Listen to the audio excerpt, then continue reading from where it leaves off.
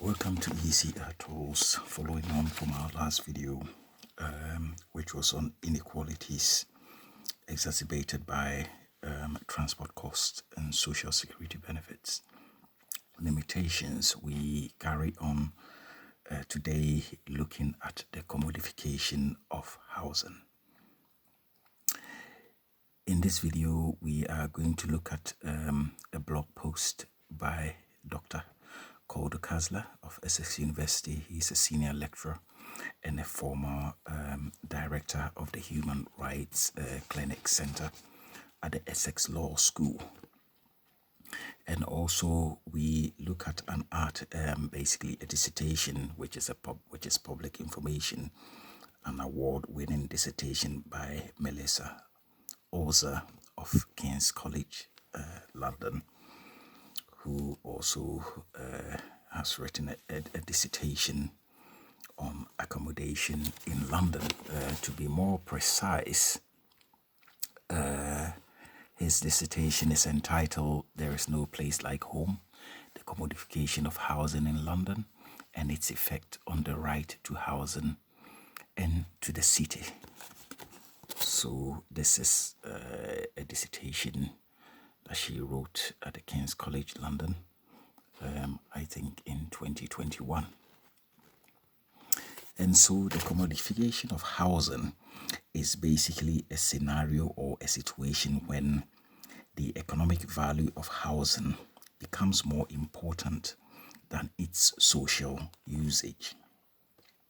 It is also a phenomenon where housing is treated as a tradable asset rather than a social good. And so we see that if we have a situation like that, we are left with a decrease in the social housing stock.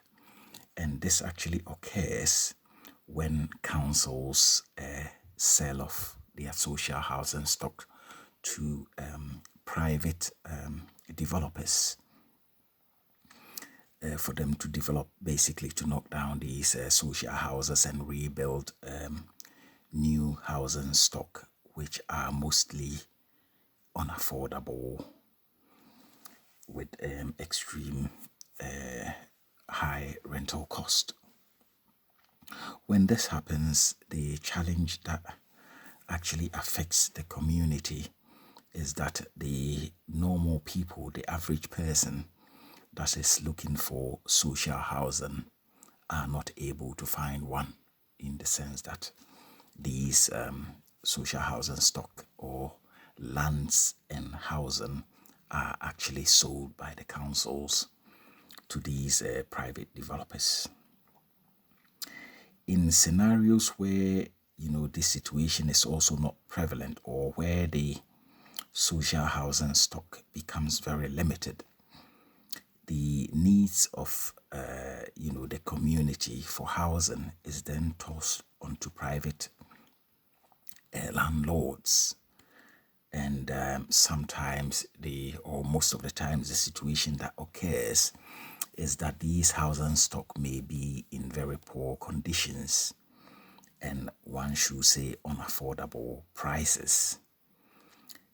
However, because the local authority or the government may not have adequate housing stock, these private landlords are not regulated in a manner that they should, and therefore they may then endanger the lives of tenants that lives in such poor accommodation.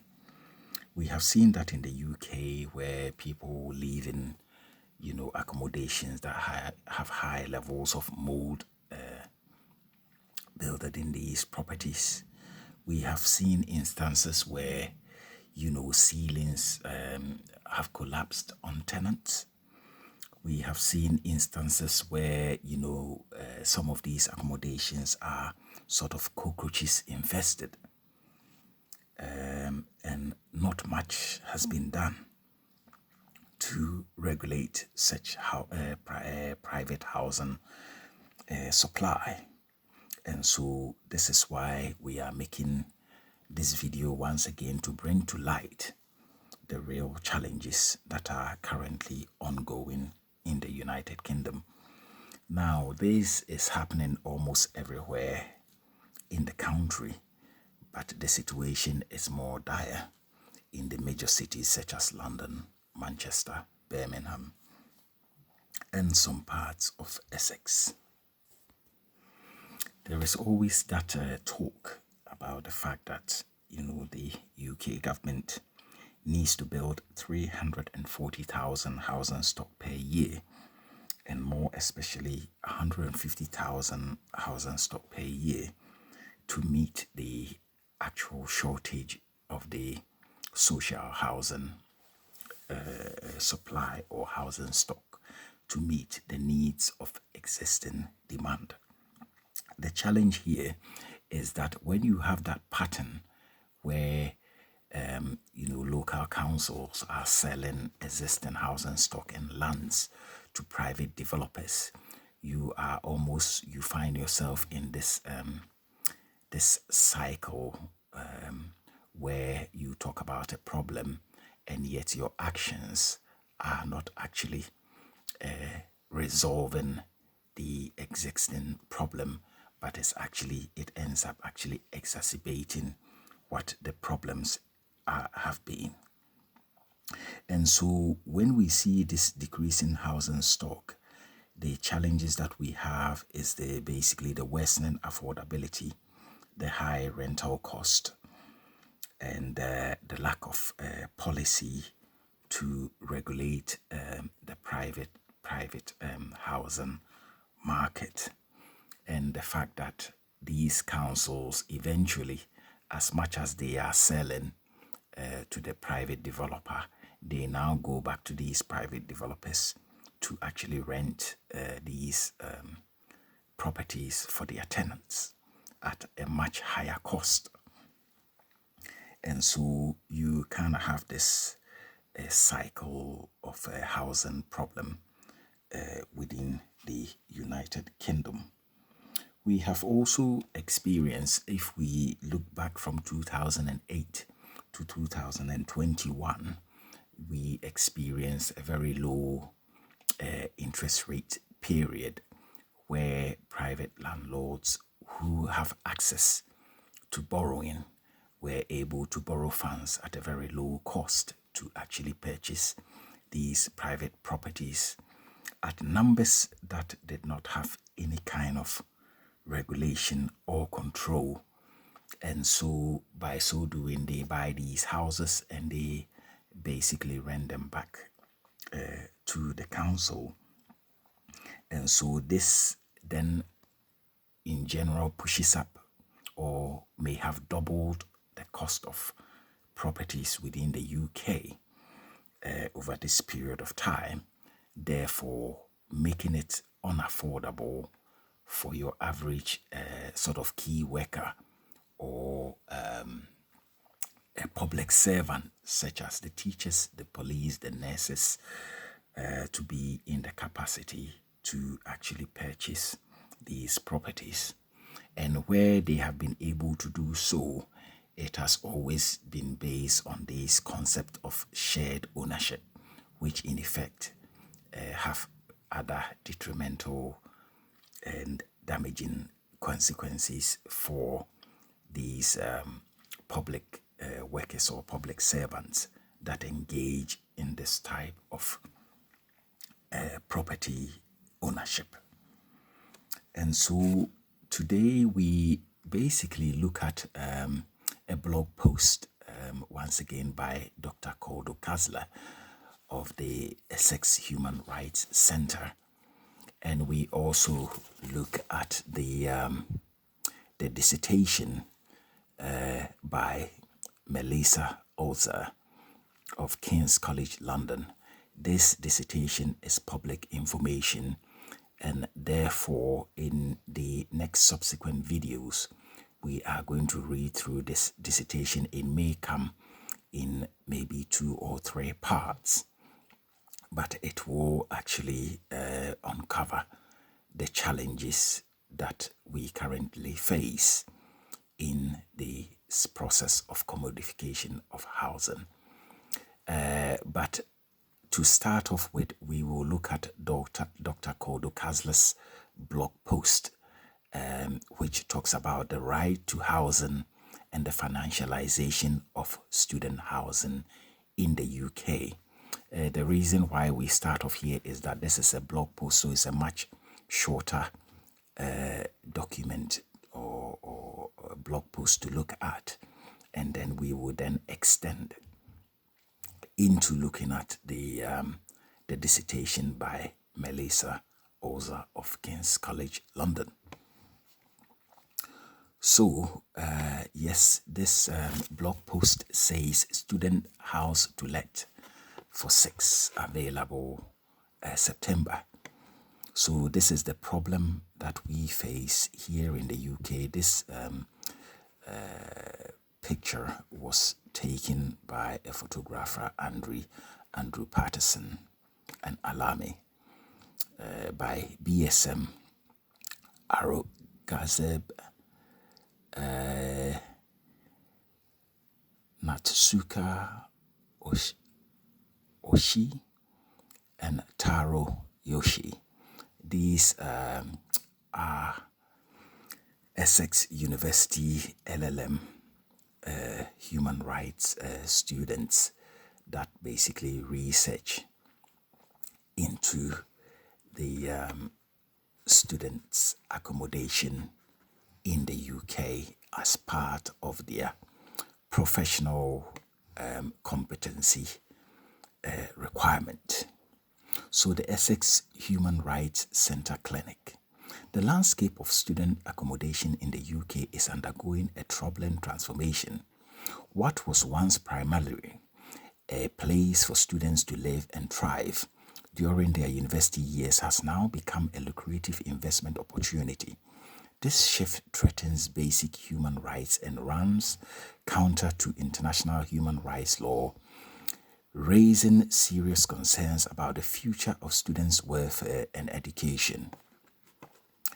The student accommodation plays a crucial role in university life, especially for the growing number of international students in the United Kingdom. In the 2021-2022 academic year alone, nearly 680,000 international students called UK universities home. These students, often far from their support network, are particularly vulnerable to discrimination and fraud in the housing market.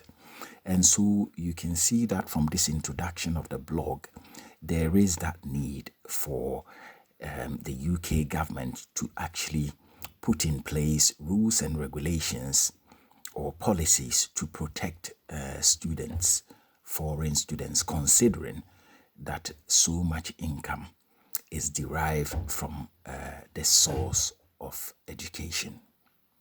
At the heart of this issue lies the rise of purpose-built student accommodation, PBSA, a clear manifestation of the broader financialization of housing in the UK. The country leads Europe in PBSA construction, with cost spiraling upwards. London serves as a stark example where average weekly rents for student accommodation jumped by 20% from 2022 to 2023, reaching an astonishing £395. So this is the weekly rent, probably at the highest level that these private accommodation providers or renters are able to take from the students. Now, considering that students are quite limited in the kind of monies that they can borrow,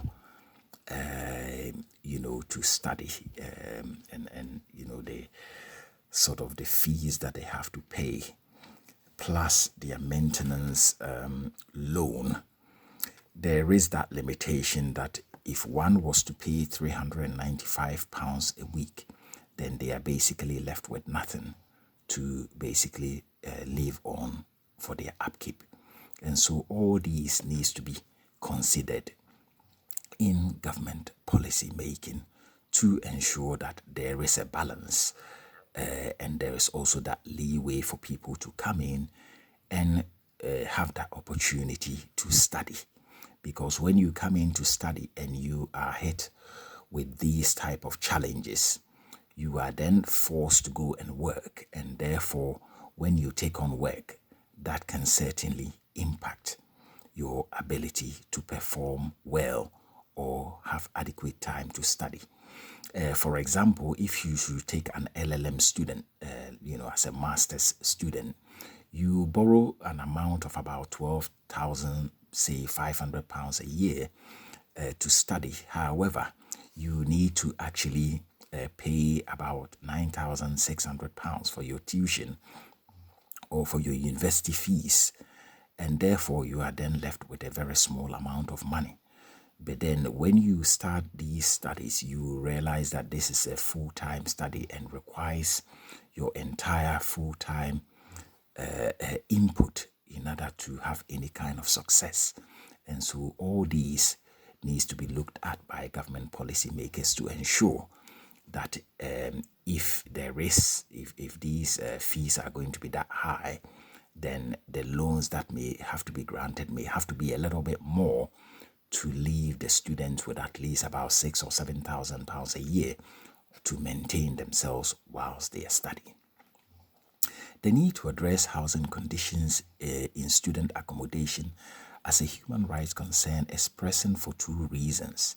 Firstly, students typically operate on tight budgets, making them economically vulnerable and more susceptible to housing precarity as rents climb. Secondly, adequate housing is fundamental to well-being, directly impacting academic performance and mental health. Poor housing condition can have long-lasting effect on students' career and life trajectory. So this is the point that was raised. So you then have the issue of mental health issues. That is when you are placed in a condition where you are almost unable to function either as a student or as a worker. The 2024 National Students Accommodation Survey paints a grim picture of the current situation. A staggering 64% of students' tenants now struggle to afford rent, up to 53% just 2 years earlier. Even more concerning, 40% of students are contemplating dropping out due to the financial strain of high rental cost. So once again, you can see that 40% is a huge number, and the commitment for people making their way to come into the UK to study, or even home students to engage in any sort of education, is a huge commitment and very costly. And so, the situation shouldn't be exacerbated by the cost of students' accommodation and even the cost of maintenance. So this has to be planned well, so that if people commit themselves to, obviously, to full-time education, they have adequate funding to meet up their cost of maintenance, especially their accommodation cost. Adding fuel to this crisis is a shortage of university providing housing.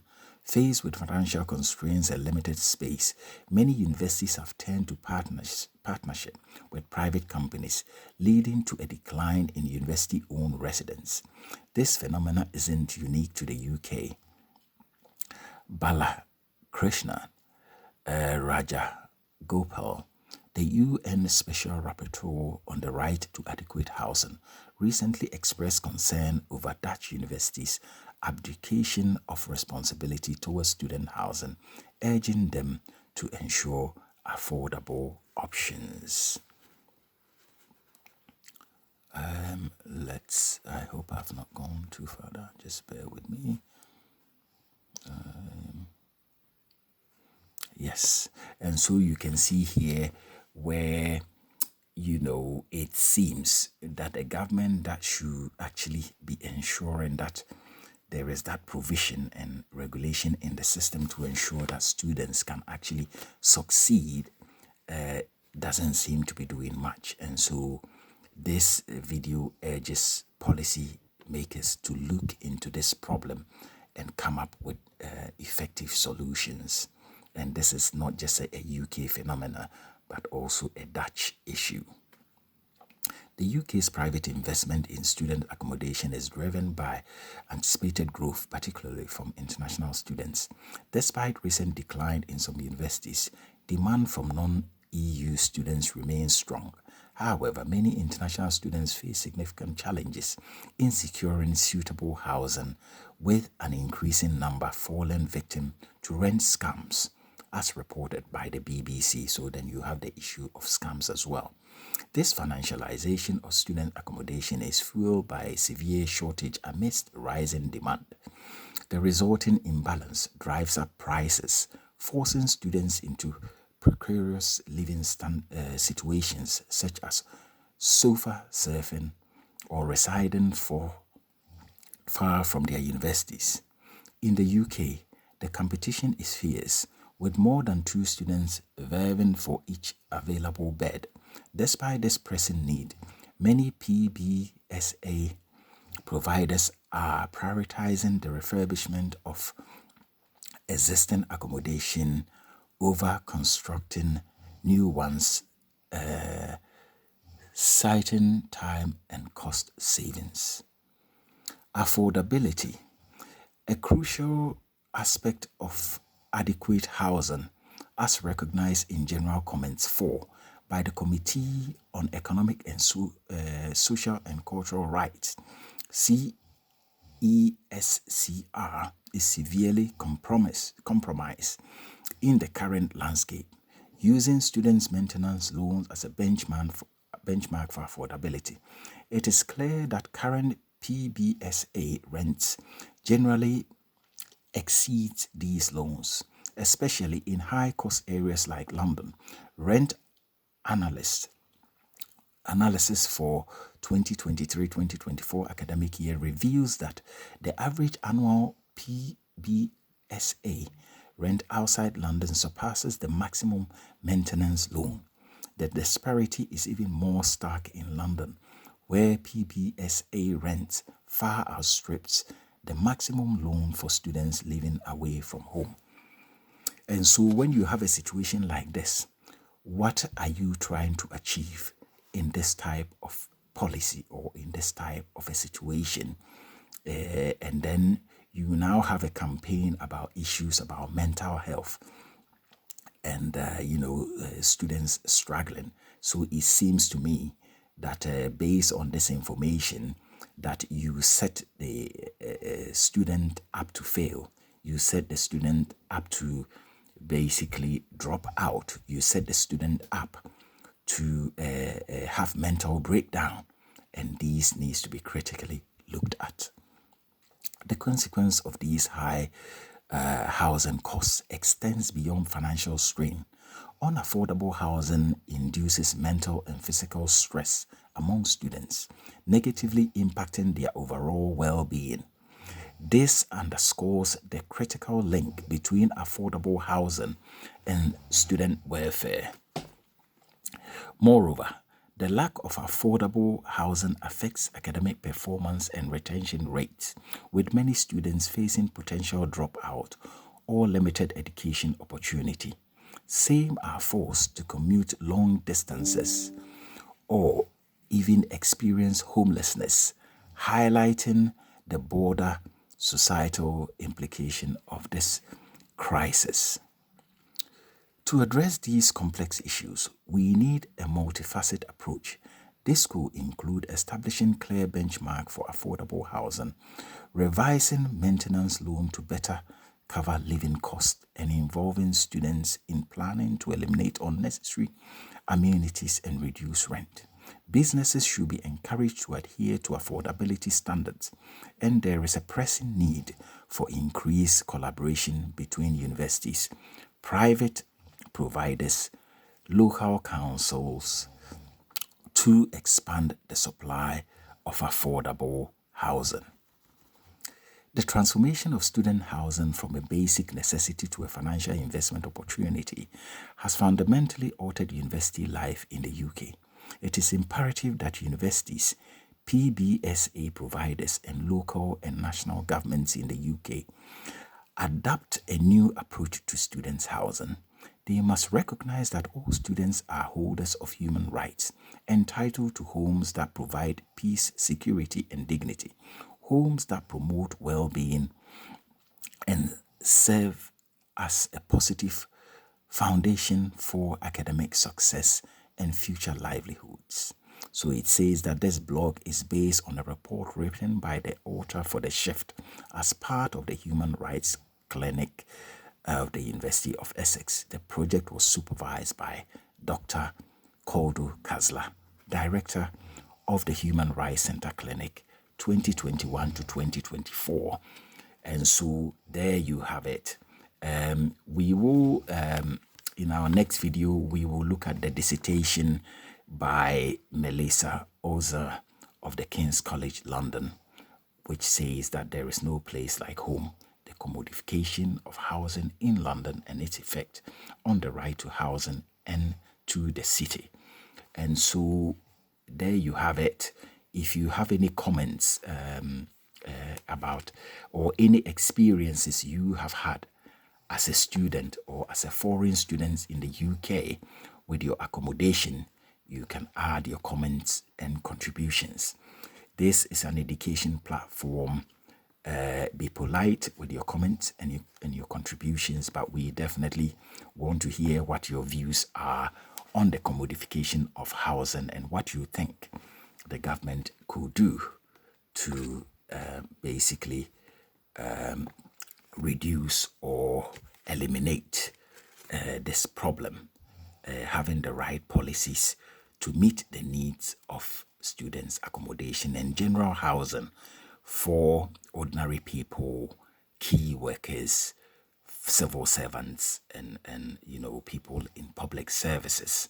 So this is an issue that actually exacerbates inequalities in the UK, and this is why we are making this video, to also gather your thoughts, your experiences, what it has been for you as a student renting in this accommodation in the UK. Also, if you are a landlord, supplying any form of student accommodation, and you have something to say, if you think that this article is not fair on how you provide your service to the students, then surely you are free to share your opinion so that we are all learning about this problem, housing problem in the UK.